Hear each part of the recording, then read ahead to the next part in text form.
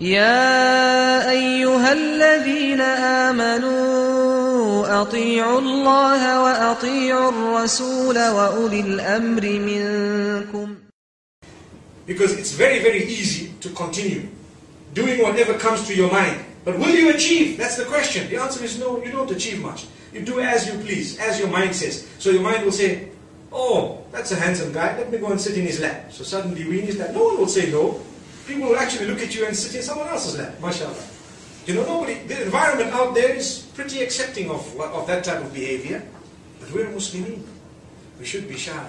Shy meaning, you know, modesty is a part of Iman. Al-haya'u shu'batun min al-iman. To be modest is a part of Iman.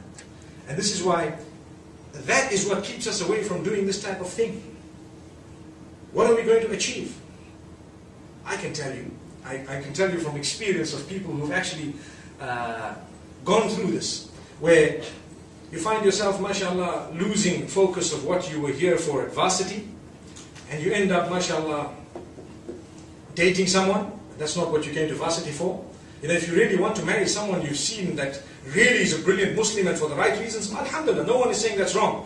But sometimes, you know, the environment shows you that someone is good when they really are not good, because the things, you know, you see them as cool because they're cool with the people that are around, yet it's not actually the religious environment, nor is it the environment that reflects your upbringing back at home. So they won't fit back at home, but they fit for as long as you're here at the varsity.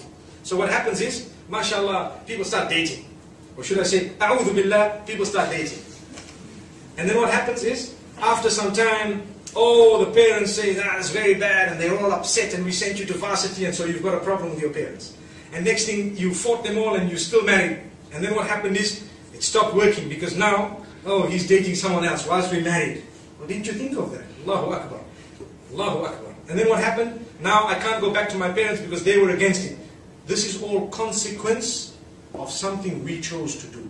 But we may have been free to do it, but we chose to do something. So use your brain. And long-term thinking, not short-term. Think very hard. Life is not simple and easy. But when you're making the big, big decisions of life, you need to think very, very hard. I always tell the young boys and girls, and I'm repeating this with golden ink today here. Your brain and your heart are two of the most powerful organs of your body. Do not give control of them to anybody. Never ever. There you are. Did you hear what I said? You might not agree. It will come in handy one day, inshallah. Your brain and your heart are two of the most powerful organs of your body. If you have given someone complete control of them, they can really hurt you, believe me. They can abuse you to the highest degree. The only one who should have ultimate supreme control of that is Allah. Your brain and your heart. Imagine you've given your heart away to someone whom you're just an option for. They've got another 10 hearts in their hand, mashallah. It's happening. And they tell you, oh, you're the only one. That's a line we learned when we were in high school. Wallahi.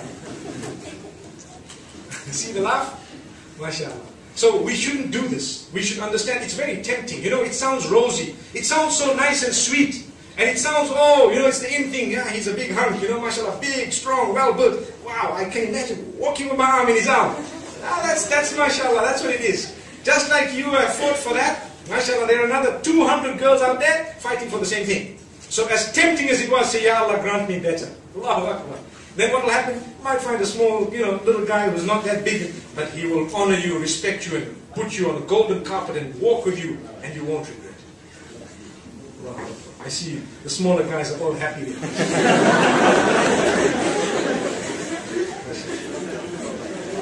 So I've tried to keep this talk as plugged in as possible, considering the age group that we're speaking to, and try to keep it as relevant as possible to what may be going on around here. I've spoken about just a few points, and I hope and I pray that we've benefited, inshallah.